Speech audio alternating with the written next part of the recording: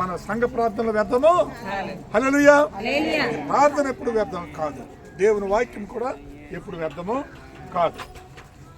అపోస్తుల కార్యము 9వ అధ్యాయము 31వ వచనాన్ని చదువుదాం. చూడండి, బాగా జ్ఞాపకం చేసుకోవాలి అందరూ కూడాను. అపోస్తుల కార్యము 9వ అధ్యాయము 31వ వచనం. కావున యోదయ గలిలయ సమర దేశములందంతటా సంఘము క్షేమాభివృద్ధి నొందుచు సమాధానము కలిగి ఉండెను. మరియు ప్రభునందు భయమును పరిశుద్ధాత్మను కలిగి నడుచుకొనుచు విస్తరించును. హల్లెలూయా. పరిశుద్ధం మన ప్రార్థన అంతా కూడాను